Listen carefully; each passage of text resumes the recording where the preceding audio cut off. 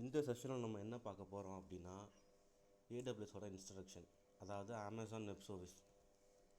So இன்றைக்கி மார்க்கெட்டில் இருக்கக்கூடிய one of the high paying ஜாப்பில் இந்த ஏடபிள்யூஎஸ் டெவாப்ஸும் ஒன்று. ஸோ இந்த செஷனோட இன்ட்ரோடக்ஷன் மட்டும் இன்றைக்கி நம்ம பார்ப்போம். ஸோ நெக்ஸ்ட்டு கிளாஸ்லேருந்து டே பை டே ஒரு சர்வீஸாக பார்ப்போம். இந்த ஏடபிள்யூஎஸ் எல்லாத்தையுமே ஒரு சர்வீஸாக தான் கொடுத்துருப்பாங்க. ஆல்மோஸ்ட் ஒரு 15 to 16 சர்வீஸ் நம்ம பார்ப்போம். அது எல்லாமே நம்ம டே பை டே பார்ப்போம். ஸோ ஜென்ரலாக ஒரு ஐடி கம்பெனிக்கு ஒரு கஸ்டமர் எதுக்காக வருவாங்க? ஒரு அப்ளிகேஷன், ஒரு வெப்சைட் கிரியேட் பண்ணுறதுக்கு. ரைட், ஒரு வெப்சைட் கிரியேட் பண்ணுறதுக்காக ஒரு ஐடி கம்பெனியை அப்ரோச் பண்ணுவாங்க. ஓகே, ஸோ எதுக்காக ஒரு வெப்சைட் வேணும் ஒரு கம்பெனிக்கு?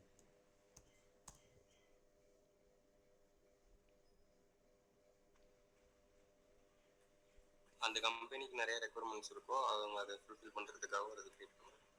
கைண்ட் ஆஃப் சொல்லலாம். அப்போ ஒரு கம்பெனி என்ன மாதிரியான கம்பெனி, அவங்க என்ன பண்ணுறாங்க, என்ன மாதிரி ப்ராடக்ட்ஸ் அவங்க சேல் பண்ணுறாங்க, இல்லை எதர் அவங்க என்ன மாதிரி சர்வீஸ் ப்ரொவைட் பண்ணுறாங்க அப்படின்றத ஒரு ஷோகேஸ் பண்ணுறதுக்கு அவங்களுக்கு ஒரு வெப்சைட் தேவை. அப்போ அந்த வெப்சைட்டோட பர்பஸ் என்னென்னா ஒரு பிஸ்னஸை டெவலப்மெண்ட் பண்ணுறதுக்காக அதை யூஸ் பண்ணுறாங்க. ரைட்டா?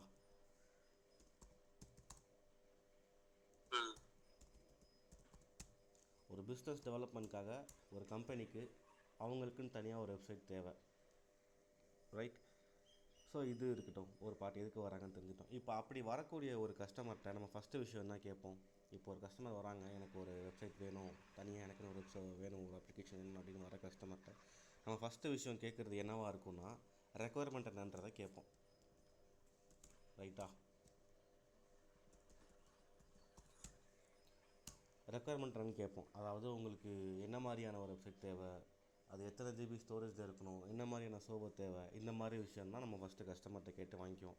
ஃபஸ்ட்டு விஷயம் அப்போ நம்ம கஸ்டமர்கிட்ட கேட்குறது அவங்களோட ரெக்குவயர்மெண்ட்டை தான் நம்ம கேட்போம். ஸோ எந்த மாதிரியான ஸ்டோரேஜ் ஸ்பேஸ் வேணுன்றப்போ நான் என்ன சொல்கிறேன்னா, ஒரு 2 TB இருக்குது போதுமா, இல்லை ஒரு 4 TB இருக்குது வேணுமா, இல்லை என்ன மாதிரியான ரேம் வேணும், என்ன மாதிரியான பிளாட்ஃபார்ம் வேணும், இந்த மாதிரி விஷயம்லாம் ஃபஸ்ட்டு நம்ம கஸ்டமர்கிட்ட ஒரு ரெக்குவயர்மெண்ட்டாக கேட்டு வாங்கிக்கும். ஸோ அதுக்கப்புறம் என்ன பண்ணுவோன்னா பிளான் பண்ணுவோம். ஸோ எந்த மாதிரி இதை அப்ரோச் பண்ணலாம், ஸோ இது எந்த மாதிரியான ஒரு சர்வர் இது கரெக்டாக இருக்கும் அப்படின்ற விஷயத்த நம்ம அடுத்து பிளான் பண்ணுறோம்.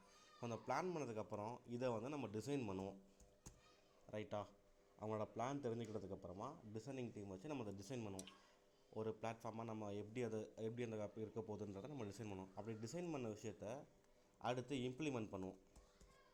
இம்ப்ளிமெண்ட் இன் சென்ஸ் நான் என்ன சொல்கிறேன்னா, கோடிங் பண்ணுவோமா.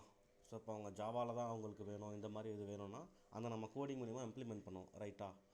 அப்போது இந்த கோடிங் பார்ட் முடிஞ்சதுக்கப்புறம் தான் டெஸ்டிங்க்கு போவோம். ரைட்? இப்போ இந்த டெஸ்டிங்க்கும் இந்த கோடிங்க்கும் இடையில ஒரு பார்ட் இருக்குது, அதுதான் பில்ட். பில்ட் இன் சென்ஸ் நான் என்ன சொல்கிறேன்னா, இப்போ நம்ம ஜென்ரலாக ஒரு அப்ளிகேஷன் ஏற்றுறோன்னா அது என்ன ஃபார்மெட்டில் இருக்கும்?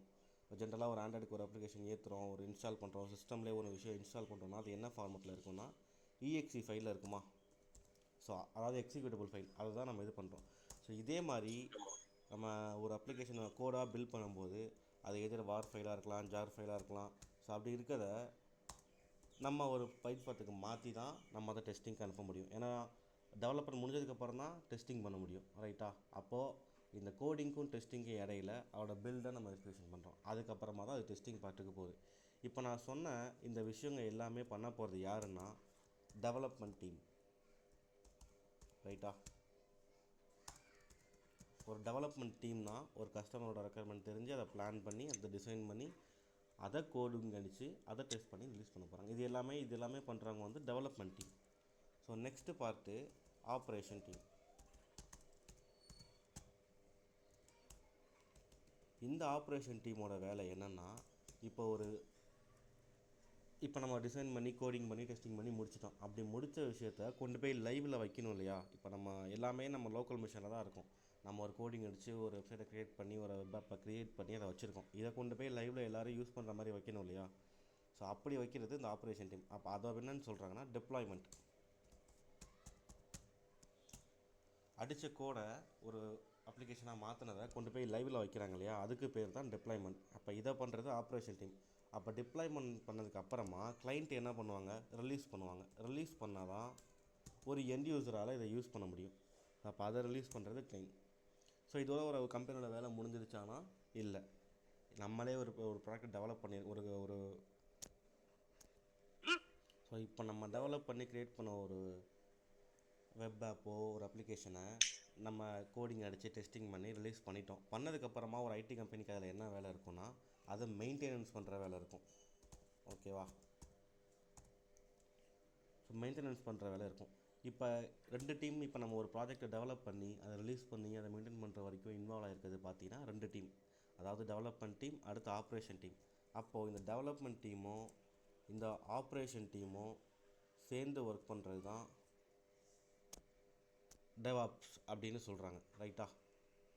இந்த டெவ் ப்ளஸ் ஆப்ஸ் தான் டெவாப்ஸாக மாறினுச்சு. இந்த 2 டீம்லேயும் சேர்ந்து ஒர்க் பண்ணுறது தான் டெவாப்ஸ்னு சொல்கிறாங்க.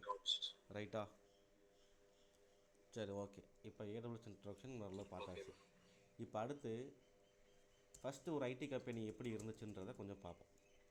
ஸோ இதுக்கு முன்னாடி எல்லாமே ஒரு ஃபிசிக்கல் சர்வர் தான் ஒரு கம்பெனிஸ் எல்லாமே வச்சுருந்தாங்க.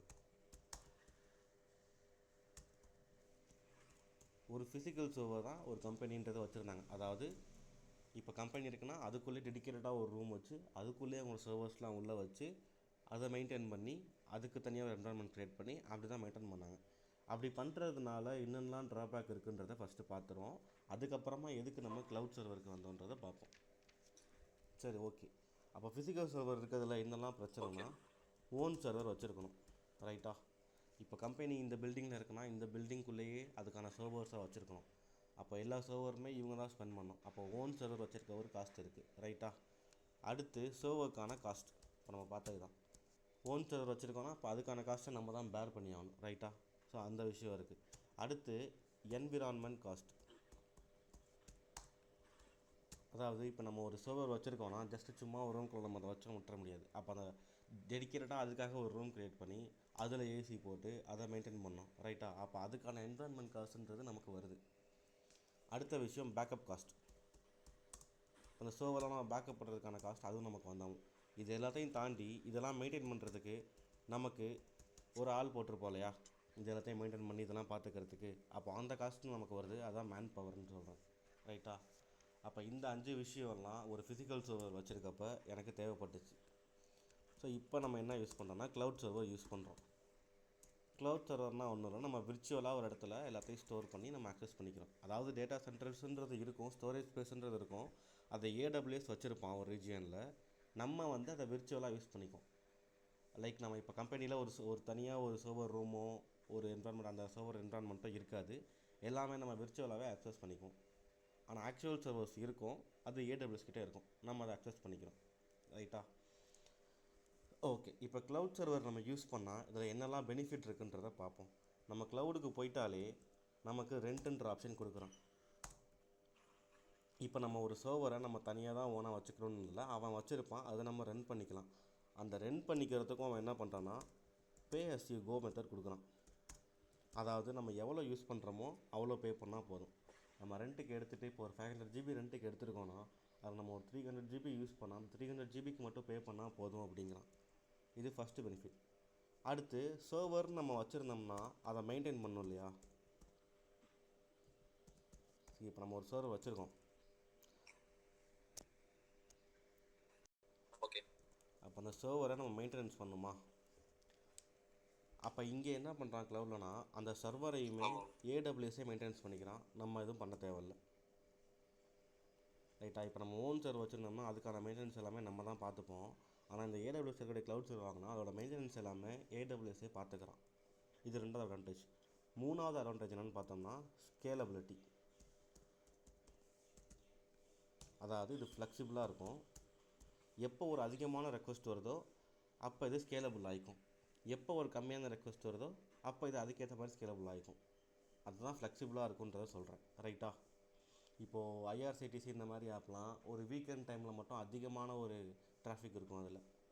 ஸோ அந்த மாதிரி டைமில் இந்த ஏடபிள்யூஎஸ்ஸை இது வந்து ஸ்கேலபிள் பண்ணிக்கிறோம். அதுக்கான ஆப்ஷன்ஸ்லாம் கொடுக்கலாம், ஸ்கேலபிள் பண்ணுறதுக்கான ஆப்ஷன். ஸோ இது நமக்கு 3வது அட்வான்டேஜ். அடுத்து 4th என்னென்னு பார்த்தோம்னா ஹை அவைலபிலிட்டி. அதாவது 99.99% இதோட அவைலபிலிட்டி இருக்குதுன்னு சொல்கிறாங்க. ஸோ இப்போ நம்ம ரெகுலராக இப்போ அமேசானில் நம்ம பர்ச்சேஸ் பண்ணுறோன்னு ஒரு எக்ஸாம்பிளுக்கு வச்சுக்குவோம். இப்போ நம்ம எப்போயுமே அமேசானில் பர்ச்சேஸ் பண்ணுறோம், திடீர்னு ஒரு நோட்டிஃபிகேஷன் வருது, நெக்ஸ்ட் 24 ஹவர்ஸ்க்கு நீங்கள் அமேசானில் பர்ச்சேஸ் பண்ண முடியாது, ஸோ சர்வர் மெயின்டெனன்ஸில் இருக்குது, ஸோ இப்போ நீங்கள் பர்ச்சேஸ் பண்ண முடியாது அப்படின்னு அன்அவைலபிள் ஆகிடுச்சு. ஸோ இதே டைமில் ஃப்ளிப்கார்ட்டில் ஒரு ஆப்ஷன் தரான். அங்கே நீ பார்க்க வாங்க போன ப்ராடக்ட்டை இங்கே உங்களுக்கு 50% ஆஃபரில் தரேன் அப்படின்னு சொல்கிறான். அப்போ நம்ம ஒரு ஹியூமன் மென்டாலிட்டியாக நம்ம என்ன பண்ணுவோம்? ஃப்ளிப்கார்ட்டுக்கு தான் நம்ம போவோம். 50% ஆஃபரில் கொடுக்குறேன், எனக்கு உடனே பிரைஸ் ப்ராடக்ட்டும் கம்மியா இருக்க கிடைக்கும் மக்கள் கூட அப்படின்றப்ப இருக்கிற அங்கே இடத்துக்கு தான் போவோம். அதுதான். இப்போ கம்மியாகவும் கிடைக்குது, எனக்கு ம். உடனே அவைலபிள் இருக்கப்போ நான் ஃப்ளிப்கார்ட்டுக்கு தான் போவேன். அப்போ இங்கே என்ன ஆகுது அமேசானுக்குன்னா, ஒரு கஸ்டமர் லாஸ்ன்ற விஷயம் ஆகுதா? ஆமா bro. ஸோ ஒரு பிஸ்னஸுக்கு அது ரொம்ப முக்கியம். அந்த லாஸ்ன்ற விஷயம் ம். ஆகக்கூடாது. கஸ்டமர் லாஸ்ன்ற விஷயம் மட்டும் எப்பவுமே ஆகக்கூடாது. ஏன்னா இப்போ நம்ம அமேசான்லேருந்து விட்டு ஃப்ளிப்கார்ட்டுக்கு போகிறப்ப அங்கே ஒரு லைஃப் டைம் உங்களுக்கு இந்த ப்ராடக்ட் 20% ஆஃபரில் தான் இனிமேல் கிடைக்கும்னு சொல்லிட்டானா, திருப்பி அவன் எப்படியும் அமேசானுக்கு வரப்போகிறது அந்த ப்ராடக்ட்டை வாங்குறதுக்கு. அந்த ப்ராடக்ட்டை வாங்குறதுக்கு திருப்பி வரப்போகிறது கிடையாது, ரைட்டா?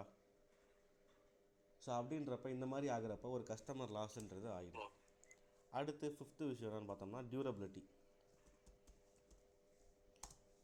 99.9999% இதோட டியூரபிலிட்டி இருக்குன்னு சொல்கிறாங்க. அதாவது இது எப்பயுமே டியூரபிலிட்டியாக இருக்கும், இதில் எந்த ஒரு இஷ்யூமே வராதுன்றதை சொல்கிறாங்க. இது 5வது பெனிஃபிட் இதில்.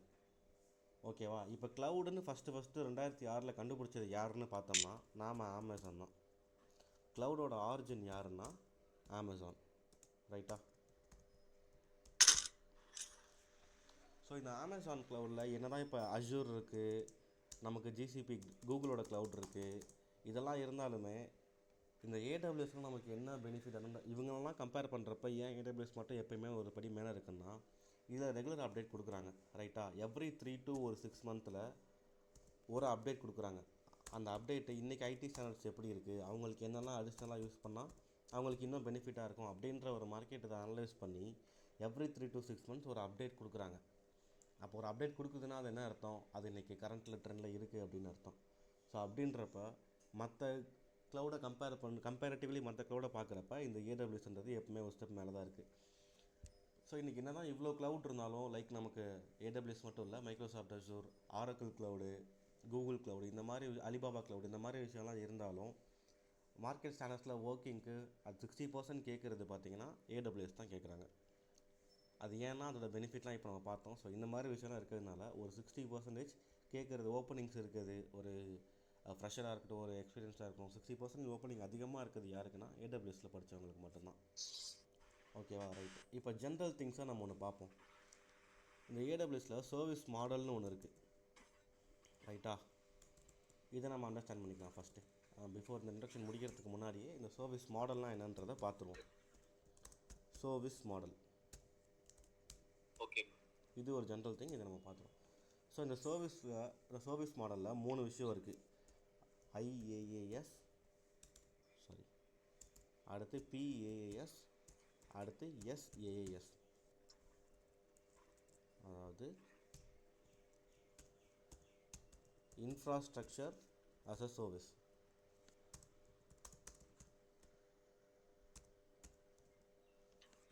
அடுத்து பிளாட்ஃபார்ம் அஸ் அ சர்வீஸ்.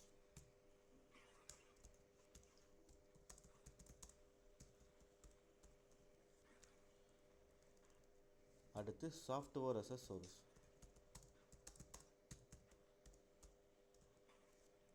ரைட்டா? ஸோ இப்போ இந்த 3 விஷயம் இருக்குது உள்ள, ஐஏஎஸ், பிஏஎஸ், எஸ்ஏஎஸ். ஸோ இந்த 3 விஷயம் இருக்குது. இந்த இன்ஃப்ராஸ்ட்ரக்சர் அஸ் அ சர்வீஸ் அப்படின்னா என்னென்னா, இப்போ நான் இன்ஃப்ராவை கொடுத்துருவேன், ரைட்டா? அப்போ இன்ஃப்ரானா என்னென்னா ஒரு ரெக்குயர்மெண்ட். ஓகேவா? கொஞ்சம் விசிபிளாக இருக்கிறதுக்காக கொஞ்சம் கேப் போட்டுக்கிறேன். ஸோ நான் இன்ஃப்ராவாக நான் கொடுத்துருவேன். இந்த இன்ஃப்ரானா என்ன ரெக்குயர்மெண்ட்டு, அதாவது இந்த அப்ளிகேஷனுக்கு எனக்கு என்ன ரெக்குயர்மெண்ட் வேணுமோ அந்த ரெக்குயர்மெண்ட்டை நான் கொடுத்துருவேன். ப்ளஸ் என்னோடய இன்புட்டை கொடுத்துருவேன். இன்புட்டுனா கோடு, எதிர் அது ஜாவாவாக இருக்கலாம், பைத்தனாக இருக்கலாம், அப்படின்ற கோடை நான் கொடுத்துருவேன். இது ரெண்டையும் கொடுத்து நான் ஒரு அப்ளிகேஷனை பில்ட் பண்ணுறேன், ரைட்டா? இன்ஃப்ராவை இன்புட்டையும் கொடுத்து நான் ஒரு அப்ளிகேஷனை க்ரியேட் பண்ணணும்னா, இந்த அப்ளிகேஷனை விர்ச்சுவல் பண்ணுறதா இருக்கட்டும், ஸ்கேலிங் பண்ணுறதா இருக்கட்டும், இல்லை நெட்வொர்க்கிங் பண்ணுறதா இருக்கட்டும், இது எல்லாமே ஏடபிள்யூஎஸ்ஸே கேர் பண்ணிக்கும், ரைட்டா? இன்னொன்று டீட்டெயிலாக எழுதணும்னா, இப்போ நம்ம இன்ஃப்ரான்னு சொன்னது ஒரு ரெக்குயர்மெண்ட். ஸோ இன்புட்டுன்ற இடத்துல நம்ம அதுக்கான கோடையும் கொடுத்துட்டோம்னா கொடுத்து ஒரு அப்ளிகேஷனை க்ரியேட் பண்ணிட்டோம்னா இதை விர்ச்சுவல் பண்ணுறது, ஸ்கேலிங் பண்ணுறது, நெட்வொர்க் பண்ணுறது, அப்படி எல்லா விஷயத்தையுமே யார் பார்த்துக்குவான்னா ஏடபிள்யூஎஸ்ஸே பார்த்துக்குவோம். ரைட்டா? இது infrastructure as a service. So இப்போ அடுத்து பிளாட்ஃபார்ம் அஸ் அ சர்வீஸ் தான் பார்ப்போம். ஸோ இங்கே நம்ம பிளாட்ஃபார்மையும் அதோட இன்புட்டையும் கொடுத்துட்டோம்னா அப்போ இதுக்கான இன்ஃப்ராஸ்ட்ரக்சரையும் சரி, இதை விர்ச்சுவல் பண்ணுறதும் சரி, இதை ஸ்கேலிங் பண்ணுறதும் சரி, நெட்வொர்க் பண்ணுறதும் சரி, இது எல்லாமே ஏடபிள்யூஎஸ்ஸே பார்த்துக்க போகிறோம்.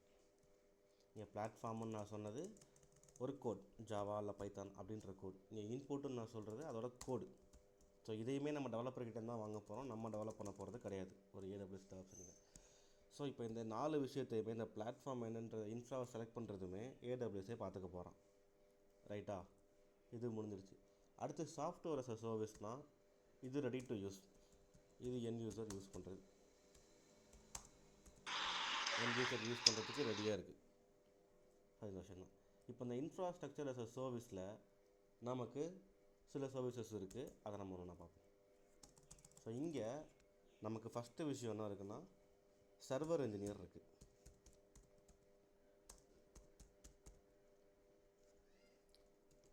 சர்வர் இன்ஜினியர் இருக்குது. இந்த சர்வர் இன்ஜினியரில் என்னென்ன டாபிக் நான் பார்க்க போகிறேன்னா EC2 பார்ப்போம் ஃபஸ்ட்டு விஷயம். Second lambda. ரைட்டா? இது ரெண்டுமே சர்வர் இன்ஜினியரிங் கீழே வருது. ஸோ அடுத்து ஸ்டோரேஜ் இன்ஜினியர்.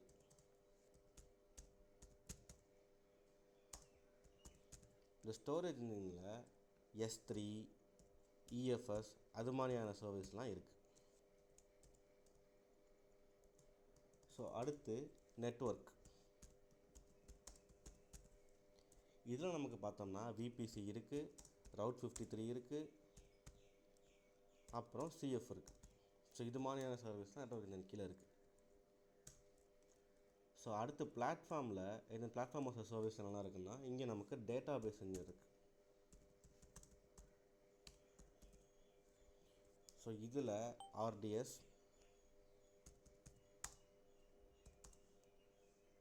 DynamoDB இது ரெண்டு இருக்குது. ஸோ அடுத்து ஸ்டோரேஜ்னால் செக்யூரிட்டி வேணும்ல, ஸோ அந்த செக்யூரிட்டி இன்ஜினியர் இங்கே இருக்குது. ஸோ இந்த செக்யூரிட்டி இன்ஜினியர் நம்ம பார்க்க போகிற முக்கியமானது IAM, அடுத்து GET அப்படின்றது இருக்குது. இந்த சாஃப்ட்வேர் அஸ் அ சர்வீஸில் ஒரே ஒரு விஷயம் தான் அப்ளிகேஷன் இன்ஜினியரிங். ஏன்னா இது ரெடி டு யூஸுக்கு வந்ததுனால இதில் அப்ளிகேஷன் இன்ஜினியரிங் மட்டும்தான் இருக்குது. சாஃப்ட்வேர் அஸ் அ சர்வீஸில் நமக்கு என்னென்னா அப்ளிகேஷன் இன்ஜினியரிங் மட்டும்தான் இருக்குது. ஸோ ஒரு அப்ளிகேஷனை க்ளவுட் வாட்ச் மூலயமா மானிட்டர் பண்ணுறது. ரைட்டா? அடுத்து இதை SNS இல்லை SQS யூஸ் பண்ணி நமக்கு நோட்டிஃபிகேஷன் சென்ட் பண்ணுறது. இந்த விஷயம் மட்டும்தான் இந்த அப்ளிகேஷன் இன்ஜினியரிங்கில் இருக்குது. ஸோ இப்போ இது வரைக்கும் எல்லாமே நம்ம தியரிட்டிக்கலாக பேசினோம். இப்போ விஷுவலாக பார்ப்போம் ரெண்டு விஷயம். சர்வர்னால் என்ன, ப்ளஸ் ஏடபிள்யூஎஸ் அந்த சர்வர்ஸ்லாம் எப்படி வச்சுருக்காங்க அந்த இன்ஃப்ராஸ்ட்ரக்சரில் அப்படின்றத பார்ப்போம். ஸோ ஃபஸ்ட்டு சர்வர்னால் என்னென்னு தெரிஞ்சுக்குவோம். ஒரு ஹை லெவல் கான்ஃபிகரேஷனை தான் நம்ம சர்வர்னு சொல்லுவோம். நம்மக்கிட்ட இருக்க லேப்பு, நம்ம யூஸ் பண்ணுற பிசி இது எல்லாமே ஒரு லோ லெவல் கான்ஃபிகரேஷன். ஸோ இதனால் இதை நம்ம ஒரு சர்வர்னு சொல்ல மாட்டோம். பட் இந்த சர்வர்னு சொல்கிறதெல்லாம் என்னென்னா எல்லாமே ஹை லெவல் கான்ஃபிகரேஷனாக இருக்கும். லைக் ஒரு 5 TB அந்த மாதிரி ஒரு எனாமஸான ஒரு ஹை லெவலில் இருக்கிறத நம்ம சர்வர்னு சொல்லுவோம். அது எப்படி இருக்குன்னா, ஸோ இந்த மாதிரி தான் ஒரு சர்வரை இன்ஸ்ட்ரக்சர் பண்ணி வச்சுருப்பாங்க. ஸோ இந்த மாதிரி ரேக்காக மல்டிபிள் இதை வச்சுருப்பாங்க. ஸோ இதை தான் நம்ம சர்வர்னு சொல்கிறோம். ஸோ அப்போ அந்த ஏடபிள்யூஎஸோட சர்வர்லாம் எப்படி இருக்கும், நமக்கு க்ளவுடில் தான் நம்மளோட டேட்டாவெல்லாம் ஸ்டோர் பண்ண போகிறோம், ரிட்ரீவ் பண்ண போகிறோம். அது தரப்போகிறது ஏடபிள்யூஎஸ். அப்போ என்ன தான் நம்ம க்ளவுடில் யூஸ் பண்ணாலும் அதுக்கு ஆக்சுவலாக ஒரு ஃபிசிக்கல் சர்வர் ஏடபிள்யூஎஸ் வச்சு மெயின்டைன் பண்ணுறாங்க அப்படின்றத பார்த்தோம். ஸோ இப்போ அது எப்படி இருக்குன்னு பார்க்கணுன்னா குளோபல் இன்ஃப்ராஸ்ட்ரக்சர் அப்படின்னு போங்க.